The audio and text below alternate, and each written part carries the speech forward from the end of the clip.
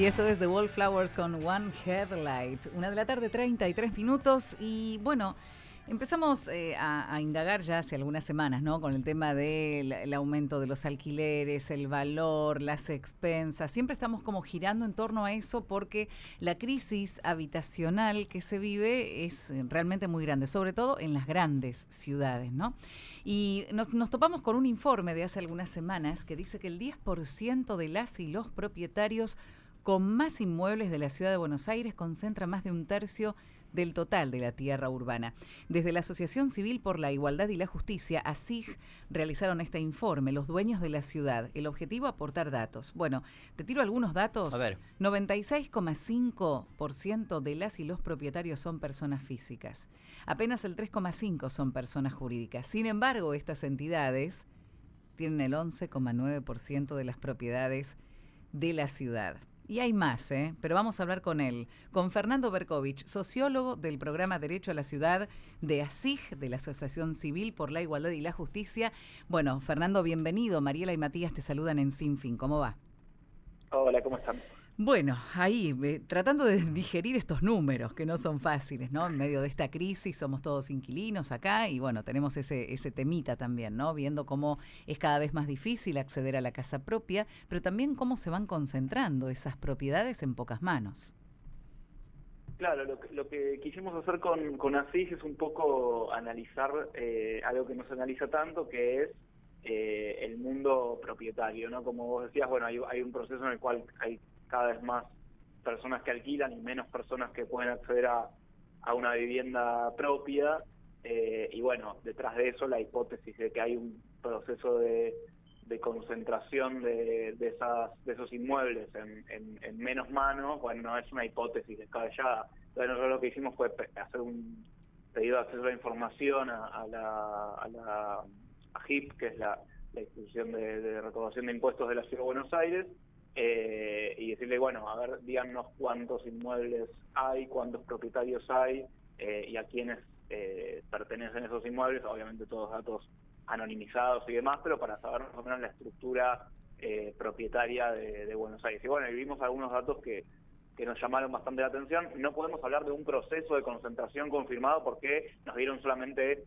un dato puntual y no nos dieron de varios años, pero bueno, algunos datos de los que mencionabas vos nos llamaron bastante la atención y un poco confirman, bueno, esta idea de que, bueno, es cierto que hay mucha gente que no accede a una propiedad en la Ciudad de Buenos Aires, pero hay un porcentaje bastante alto de gente que no solo accede a una propiedad, sino que accede a 2, a 3 o a más. Y en este caso personas jurídicas, ¿no? Claro, eso era algo que a nosotros nos interesaba porque en muchos casos lo que se dice de la Ciudad de Buenos Aires en comparación con otras ciudades es que la propiedad está en manos de personas físicas y no tanto de empresas. Las empresas no son un actor tan importante en la estructura de propiedad en Buenos Aires. Bueno, lo que vemos con los datos es que eso no es tan así, que es cierto que son un actor cuantitativamente pequeño, las propiedades están en manos de personas jurídicas, pero ese 3,5 tiene en sus manos el 12% de todos los inmuebles de la Ciudad de Buenos Aires, mientras que el 98,5% de personas físicas tiene el 80 y pico por ciento de los inmuebles, es decir, que están como sobre representados. Claro, cuando hablas de inmuebles, ¿hablas de todo tipo o hablas de inmueble para vivienda unifamiliar?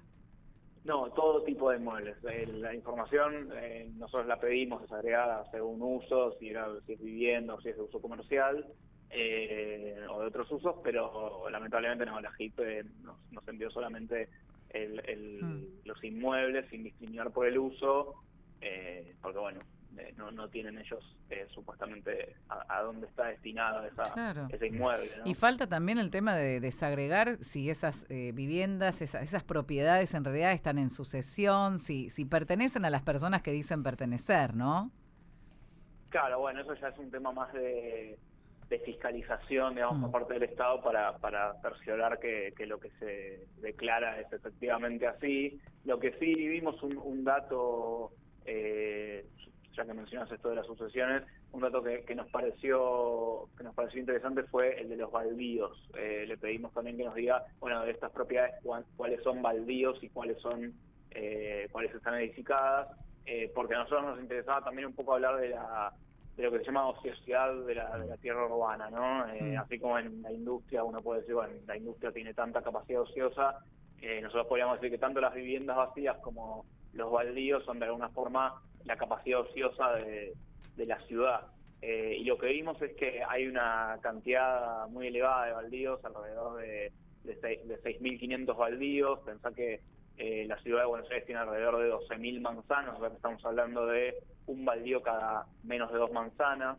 Y eso, bueno, nos interesaba un poco visibilizarlo porque muchas veces esto configura algún tipo de especulación sobre el valor de la tierra, especulación inmobiliaria, y eso, bueno, es bastante dañino en el mediano y largo plazo para lo que tiene que ver con satisfacer las necesidades de vivienda de la población.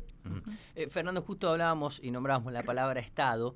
Muchas veces leemos las noticias, sobre todo en veranos, cuando AFIP o entes reguladores se acercan a la costa argentina y encuentran, ¿no?, que muchas mansiones están declaradas como baldío. ¿Está todavía un poquito esa trampa? ¿Se da también en la ciudad de Buenos Aires esas características, más allá del informe y de la información que ustedes accedieron? Pero ¿es común también esto aquí? Un poco para también, bueno, que finalmente después las arcas del Estado tengan menos recaudación, ¿no? Sí, a ver, algo que nos llamó la atención es que había muchas propiedades sobre las cuales la JIP no tenía datos o nos pasaba datos como incompletos. Eso quiere decir que hay algún digamos, hueco en la información que la Administración Tributaria de Buenos Aires tiene sobre los contribuyentes. Eso es así, y con los baldíos puede pasar algo similar, o sea, declaraciones que estén como baldío, claro, y que estén edificadas, o que estén edificadas de determinada forma y en realidad tienen mejoras que le elevarían su valor fiscal y demás. Eso seguro que sucede. Seguramente también, esto es una hipótesis, no lo tengo confirmado, pero en la ciudad de esto que vos mencionás de las mansiones declaradas como tierra rural o como tierra baldía en provincia de Buenos Aires se da, pero también es cierto que ahí ARBA, que es el recaudador de impuestos de la provincia de Buenos Aires, la tiene más difícil en términos de fiscalización, porque bueno, es una provincia enorme con un montón de realidades diferentes, etcétera, etcétera. La ciudad de Buenos Aires, al ser un distrito chico y con una capacidad presupuestaria quizás más elevada en términos de superficie, bueno, la fiscalización se supone que es un poco más eficiente en ese sentido, claro. Pero de nuevo, es una hipótesis. Bueno, hace 4 días se incendió un edificio que está abandonado ahí en Corrientes y Pringles, y el gran peligro era que abajo había funcionado en su momento una estación de servicio, pero está abandonado hace años. Entonces cuesta pensar por qué la ciudad de Buenos Aires, que como decías muy bien, es un distrito más chico, es mucho más fácil, mucho más manejable, no atiende estas urgencias. Tenés por un lado problemas habitacionales o falta de espacios verdes, y tenés edificios derruidos, abandonados, que los vecinos se quejan por un montón de factores que tienen que ver con la seguridad estructural y también social, y no hacen nada. Sí, es cierto, es difícil de comprender ahí la falta de control a veces en un distrito con un presupuesto per cápita muy alto y con un territorio ya, como te decía, ¿no?, como bastante pequeño. Una de las grandes ventajas de la ciudad de Buenos Aires justamente es su elevada densidad, ¿no?, por decirlo de una manera, ¿no? Tenemos muchos contribuyentes en poco espacio, y por eso muchas veces presupuestariamente siempre se remarca esto, ¿no? En el informe, muy interesante, Fernando, también hablan de que esta dinámica, o por lo menos los datos y el informe que realizan ustedes, también se da en un periodo en el cual la población de la ciudad permaneció un poco relativamente estable y la construcción de viviendas creció un poco de forma continuada. Ahí un poco también uno entiende viviendas ociosas o no, ¿se relaciona un poco también por ese lado? O decimos, si la población está igual, pero hay más construcciones, pero a la vez hay más problemas para alquilar o comprar, un poco cuál es el análisis de ese párrafo del informe. Sí, bueno, seguramente hay algo de vivienda ociosa, también, bueno, obviamente recomposición de hogares y demás, puede pasar que, bueno, se necesiten más viviendas para los hogares, etcétera, pero sí, a ver, tal vez los últimos números de ociosa dieron entre 2018, en 2018 teníamos alrededor de 9% de vivienda ociosa, y el último número, que creo que es de 2022, ya era casi cerca del casi el 13%, o sea que en muy poco tiempo, en menos de 4 años, 5 años, estamos hablando de un aumento muy elevado, ¿no? De pasar del 9 al 13 en tan poco tiempo es mucho, o sea que sí hay una cuestión ahí con la vivienda ociosa que está en crecimiento, de la misma forma que probablemente esté pasando también con los terrenos baldíos, ¿no? También hay una cuestión de bueno, comprar y en una economía más inestable también como es la Argentina de los últimos años.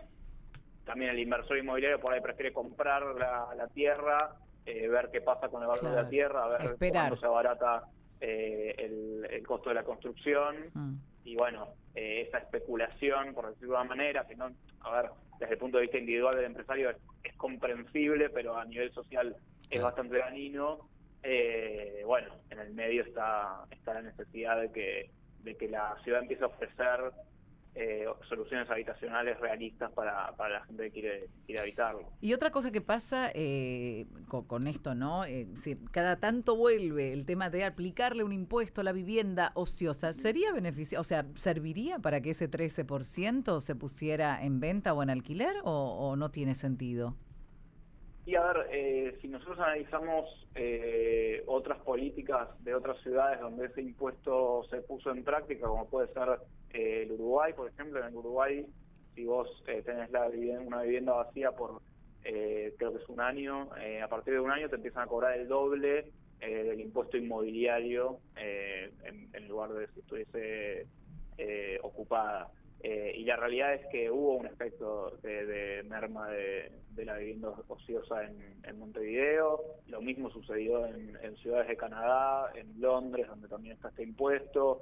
A ver, siempre que uno habla de impuestos nuevos, siempre, bueno, hay como una cosa de, bueno, ya hay muchos impuestos. Pero la realidad es que se puede pensar así o se puede pensar como de la otra manera, ¿no? Que vos en realidad estás eximiendo algún impuesto a las personas que ponen esas viviendas en alquiler. En alquiler. Ejemplo, ¿no? Entonces, y lo que está pasando, ahí, sí, lo que está pasando también en otras ciudades, hace poquito lo leía que en París, ¿no? Como se está llenando de alquileres temporarios, las zonas cercanas a los atractivos turísticos, la gente que vive y trabaja en el centro de París se tiene que ir a comunas mucho más alejadas, más inseguras, gastar más en transporte, y estaban viendo la manera de revertir eso, poniendo algún tipo de tope o de impuesto. A veces no es solamente el impuesto recaudatorio, sino un tope al tema del alquiler temporario. Buenos Aires ya no es barata en dólares, entonces podría llegar a cambiar el panorama que se vio hasta hace poco, donde mucha de esa vivienda que parecía ociosa en realidad estaba siendo alquilada temporariamente.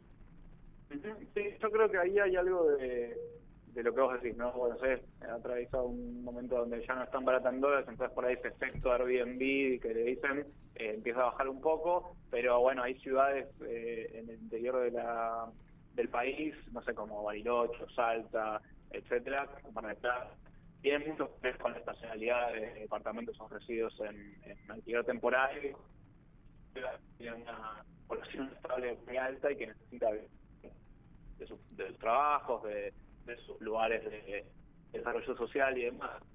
Bueno, ahí hay una discusión de, bueno, ¿qué hacemos con Airbnb?